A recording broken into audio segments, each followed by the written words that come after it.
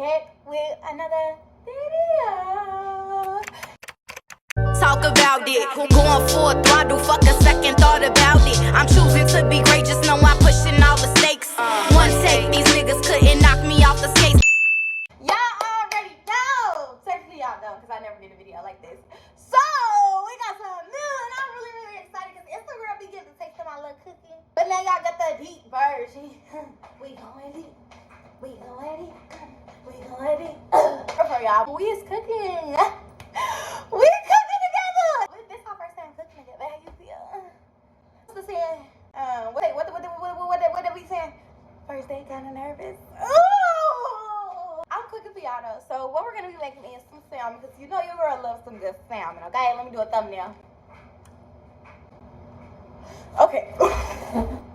Seriously, I have to share. But I have a little signature dish that I be making. I really wanted something like sweet and savory, and I just really think like God. Like when I cook, like you have to cook with God. When you cook with God, you come up with some great creation. But anyways, I created this, right? So we're gonna do the salmon. Alright, we're gonna do the glazed salmon. I wanna be come correct. You're gonna do the honey butter glaze. I'm gonna say it again. Ooh, that sounds good. Okay. Honey butter glaze. Woo! Wait till y'all see it. Y'all ain't even ready. But anyways, we're gonna be making some honey butter glazed salmon with some sweet potatoes and white rice. And when I tell you this meal is an eat 'em up, it's an eat 'em up. Y'all gotta try it. But I got my potatoes in a sink. I got my seasonings in the back for my salmon. I'm gonna switch them out. And yeah, we about to start this. Sous chef? You the sous chef. Make sure you're ready. Cut the potatoes. All right, for real, let's get into it. It's my regular, I'm talking things for better. Things for better. Oh, we been down. It's my regular, I'm talking. Hey guys, time to cut the potatoes. And a little chit chat. So guys, I was having a conversation earlier with a really good friend of mine, and our conversations are just always really dope, and we always like kind of bounce off of each other, and it's just really amazing. But we had got on the topic of how to hold a conversation, because a lot of times we get into conversations and either there is no conversation, it's one-sided, or it's like a therapy instead of a conversation. So we kind of got into that dialogue, and I was just telling her, like, a friend of mine told me a minute ago, over the summer actually, she was like, you know, I feel like we all have ADHD a little bit. And she was like, you know, I say that because when you hold conversations with people, when you hear a thought that you like and you have a response to, you immediately cling on to your response, and so your attention goes away from what it is that the person who's talking to you is saying. Therefore, you so caught up in like what it is that you want to say that you're no longer listening to the current speaker. And when she said that, I'm like, that's so true, because I know for me, when I have conversations, sometimes I'll start, like we'll get into the conversation, and then we'll pick up good traction, and you say something that's really good, and I think of another good thought to bounce off of that, but you're not finished with your thought, and so now I'm trying to cling on to my thought, because I know that I could lose it, and if I lose it, I'm not going to know what it was that I said, but it's a really good thought, so I don't want to miss out on it. But I feel like sometimes it's okay to just release the thought, because it's going to come back. It may come back, and if it doesn't, it's okay. But I think that holding on to the thought that it is that we want to share while a person is still communicating how it is that they feel or what it is that they're expressing, it kind of like tunes them out and focuses more on after she has said that. It just made me very much more aware of like when I hold conversations, because I realized that was something that was done. But now after that situation, I also started to analyze my conversations more and just be very attentive when I'm the talker and when I need to be the listener, because for me, I talk a lot. Like I can talk, but I don't think that I had a full assurance of when to stop. And I know that's kind of like, damn, but like, no, seriously, I have so much knowledge, and it's like, I want to share it, and I have good intentions, but it's like you're excessively doing it. You know what I'm saying? And some things just need to be like cropped into small bits. That's how me and my friend who I was on the phone with, that's how we got to that conversation, because we were talking and rehashing on like the things that have been going on in our lives because we haven't talked in a minute. And I had responded to her, but when I responded, I only responded to one thing. And she was like, you know, I really have to stop doing that. I have to stop like hashing everything at one time, because out of that whole thing, you only responded to one thing. And I'm like, you're so right. Like, you had so many things that you said, and there were so many good points, but I couldn't like speak on them all because like that was a lot for me, and I could only like, I had to cling on to that one thing that I knew I was going to remember because I didn't want it to seem like I wasn't listening. And I think sometimes we just overthink in conversations without even realizing that we're overthinking. Like with that whole thing, why does potato like this? But anyways, with that whole thing, it was like you want to share everything, but then it's like when the conversation goes, it's like, damn, like it's not even a conversation. Like I basically just like kind of gave therapy and you were here. And so now when I enter conversations, I don't want to really enter it from a standpoint of like trying to push out my perspective or push out what it is that I need to say, and rather trying to intertwine the stories. And that's what the like conclusion that we came up with was that, you know, in conversations it can't just be like one-sided.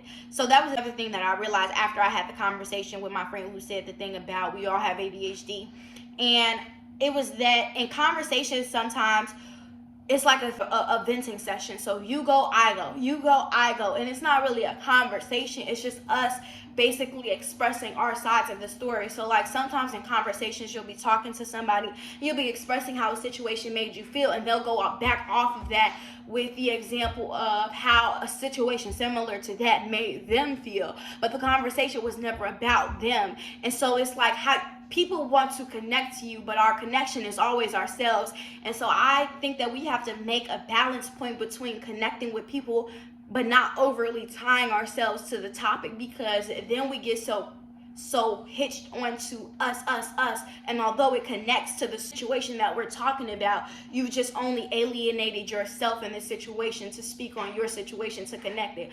But I think that we have to find a different way to do that, because I don't know, I feel like there's still like a disconnect in that sense, because you're so focused on, well, this was my situation. Okay, yeah, your situation was like that, mine was like that too. But where does everything tie together to be connected into a full conversation? I feel like in order for it to be a conversation, it has to tie into everything and not just be circled around self.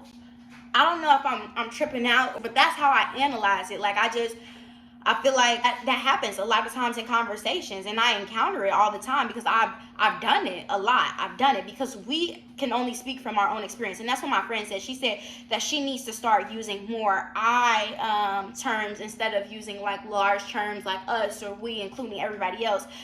But I feel like those terms are connection points. You know what I'm saying? I feel like when you say I, it's kind of centered around you. And I know it's not, we're not intentional when we do it.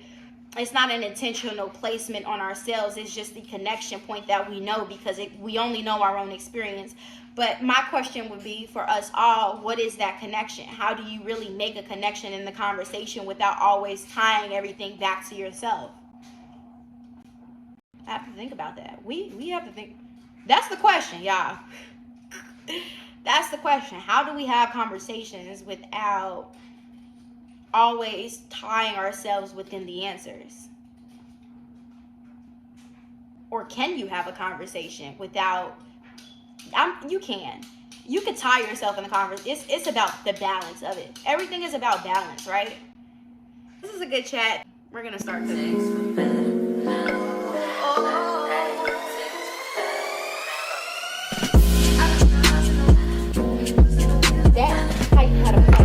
And another thing that I need society to chill on is like showing up as perfect every day on social media, because honestly it's not gonna happen. And that left the moment I got out of high school. Like I feel like when I was in high school, I was the girl like, I'm gonna go put on a full outfit to go to school because that's what made me feel good. Like I felt like productive when I put on a full outfit.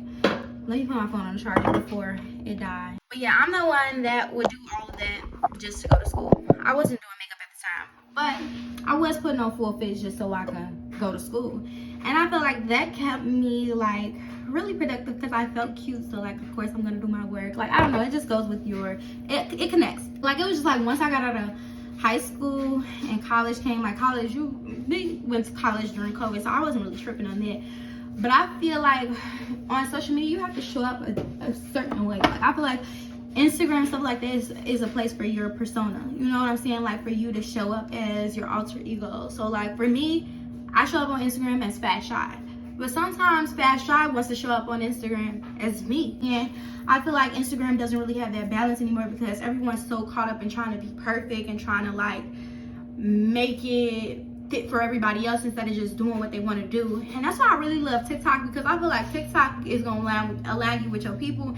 And it's just a lot of people who don't really care about how they approach the internet or how they come on the internet, and Instagram is more so like, this is how you have to come on here, this is how you have to be. And like, it's just like, I don't know if it's the algorithm or the people, but it's just completely different. And I really want that to shift because it's just no substance there. Like I just feel like it's so fake, you know, it's just become like really, really fake. And although it's supposed to have that type of persona, it's just giving too much.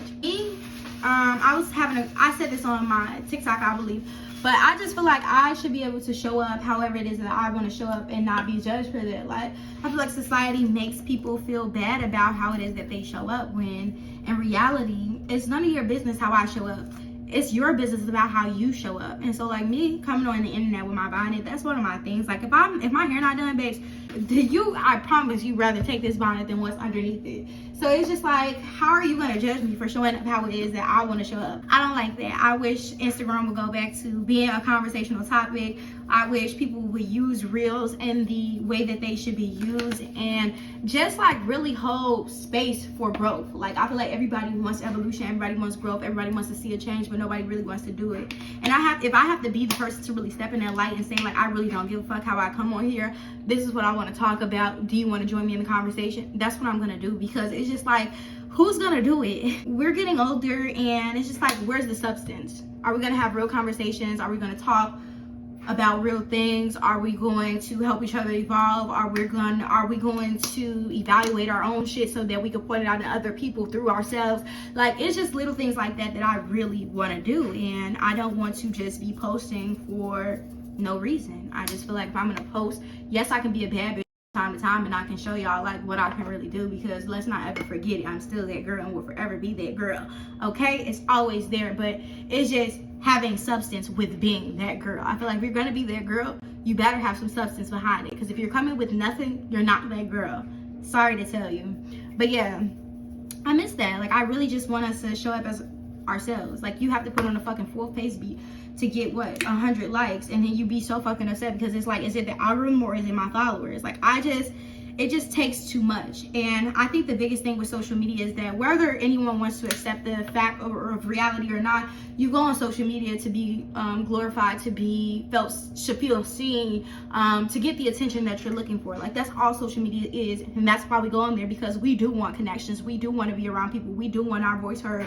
We just have gone to the wrong sources of trying to get that attention. I've seen a lot of like so many beautiful women, or so many people who like, I'm not bashing, oh my god, now this is gonna sound horrible, I'm not bashing women who do this. I feel like this is your body, it's your life, but like you have to realize what things you do that are specific to you trying to draw attention to certain things, because I think sometimes we do things and it's just to gain attention from specific people, when in reality you would never do that. Your character, your personality would never do that on a regular basis. So yeah, I think I'm gonna step back off of that, but that's what I mean. Into this salmon is seasoned well, and my mom's walking through the door. Hey mama girl, say hey to the vlog. No, say hey to the Fashchey fam. Sorry, let me come correct. She didn't say hey to y'all. Fashchey fam. Ooh, mama, come on now, don't do the Fashchey fam like that. Hi, Fashchey fam. Yes, that was beautiful. Mama, before you leave us, you want to join in? I mean, just put in an intake on our little topic that we're having. So I was telling them that I feel like basically Instagram, we had this conversation before, but I feel like Instagram is just like really, really like fake. And I really want people to just show up like how they are. And I think that Instagram has really drowned people out to be like their alter ego selves all the time, instead of like showing up as your alter ego and still showing up as yourself, you know? I think social media, period, is like that. I don't think that it's just Instagram. That's true. I think that it's Facebook, it's Instagram, it's Twitter, it's whatever you can put on a facade. I think that people are always consumed with how people think or feel or view them. And we're in a society where people are very judgmental. And very hurt. And it hurts. And so you go into this mask. I'm not a big fan of Future, but that song really resonated with me because people really be having a mask on. And, you know, we criticize people for having a mask on, but look at the society that we live in. You want to put a mask on to protect yourself because any little flaw, you ain't cute enough, you ain't small enough, your shape don't look like this. Will you allow me to take my mask off is the question. And then when I do, I'm still criticized. So I think that people give you what it is that can be least judged. And so for me... Come on, mama! I'm going to give you that time, but I got oil on my hands. That's my view. Thank you for intaking on our topic. No problem. We so appreciate that. But yeah, I feel like that's why I started allowing myself to just show up as who I am in my everyday life instead of putting on Fashchey all the time, because I want people to genuinely love me for me, and that includes showing up as who I am, whether you accept it or not. Yes. I forgot to say. I do want to reference that the reason that I'm not a big social media person is because of what it is that I said before. I don't like people to criticize me, which that's part of life. But if I could prevent negative comments or judgment from other people, then that would be my reasoning that I have not been that social. And so I'm coming out of my shell, and I'm at a point in my life where it doesn't matter what other people look or think or feel about me, I'm still gonna do me. And that allows me to post on social media how I do now. I just wanted to bring that back because I don't want nobody to feel like, you know, I was speaking on an experience that I haven't experienced. So this was my experience about social media and how I felt about it. Okay, mama, don't bite me or anything. But I just want them to also know this because I think that this is very important. I feel like for you, we both of us, we all know that like we tie into like taking things personally, and that goes into social media a lot because your mental health ties into that. You start to think about what it is that people have said or what people are thinking, and I think that's another key factor. I think that's very essential that you said that, because a lot of people do take things personally, and they do want to. They do want to. Thank you. They do want to approach social media, but they don't know how because they know the type of person that they are, and it might not be what's best for them at that time. So that might be a topic we gotta talk about how to navigate that. Let's go back to that because I have been working through that, and I had a friend, also my daughter, tell me that I take things personally. I am a very personal person. But I'm learning not to take what somebody else says and internalize that about me. That's how they feel, and how they feel has nothing to do with who I am, regardless if I take heed to it or not, or decide to use that information to better myself. But I have to realize how they feel is about them and not about me. Wise words from me and mom. Yes. Y'all be looking for my podcast. Okay, because like I be having a whole bunch of stuff. We've been waiting. Wait. You feel me? Y'all feel me? Yo.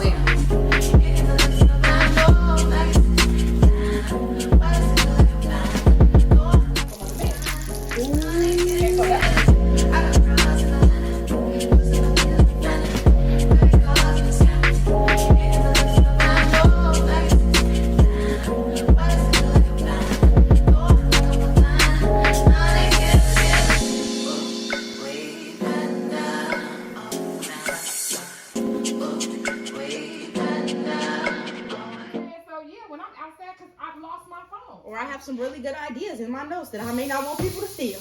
That'd be me. Exactly. So it's not about why you got your phone locked in the first place, because it's a phone that I carry and has business information on here I don't want people to get to. But when it comes to your spouse, and if y'all ain't doing nothing, you wouldn't even have a problem with giving them this goddamn. What would even be the problem? You ain't got one. Because in my eye, you would want your spouse to have your passcode. Just say we in a up situation, right? And I'm just, because I work in the medical field, I can't find my phone. in this house is yours, and But I can't unlock. You can call 911 on any phone without giving a password. They smart. They smart. Okay, alright. What if telling everybody you don't want to talk to nobody but your mama? I need my mama on the phone right now, and your phone out here. I can't call your mama, babe. I don't know the passcode. You know what I'm saying? I'm just saying. Or you at home, you done left your phone, but you got another phone, right? But you in this phone, you done put your notes in there for your grocery store run. And you like, wife, can you tell me what the... You gotta tell her what the passcode is now.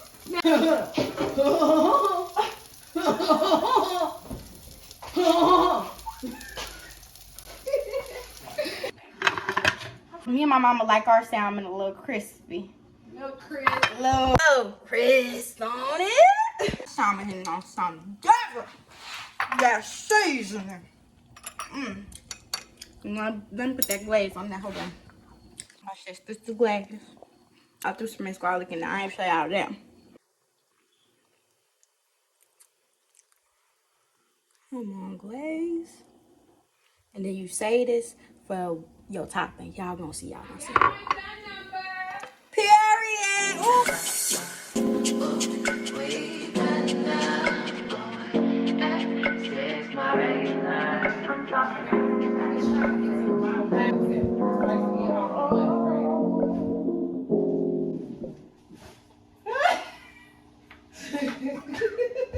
I wish they would have just said you, because why you my mama for real. You know that? Okay, y'all. So first you gotta put the rice on the plate. Put the rice on the plate. Put the rice on the plate. Okay, let me get my rice. Hold on. Slap that thing on there like it's grits. Do that. Break that down like that. Slap a little bit more on there like that. Just sweet potato. Okay, we're done. We're done. And eating more than once a day. Ooh, girl, let's see that can you. So you got your rice with your sweet potato and it look like that and it's steamy. Hold on. Let me cut this down. This is exciting. What side do I want? What side do I need? Oh. What do you want from me? I tell you comfortably. Give me that. Yeah. Woo! Make it like that. Okay, then the drizzle. Y'all ain't ready for the drizzle. Man. Oh.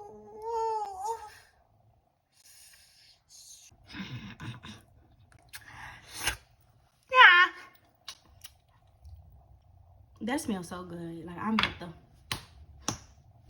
demolish. For the first bite. No, come on now, Cheyanne.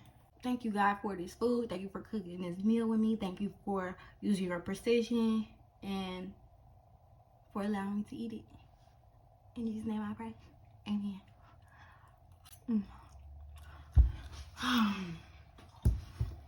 Oh my God. Gee, the sweetness with like the seasonings of the salmon, like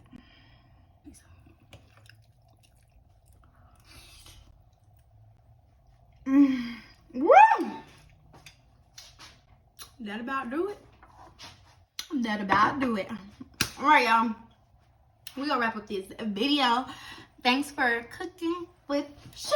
I hope that you guys really enjoyed this video. If you guys like it, make sure you thumbs up. And if you aren't already subscribed and join our family by clicking the red button. Nah, but for real, if you haven't joined the Fashchey fam already, please join us by clicking that button and waiting for our next video. I love you guys. Fashchey fam for life. Mwah.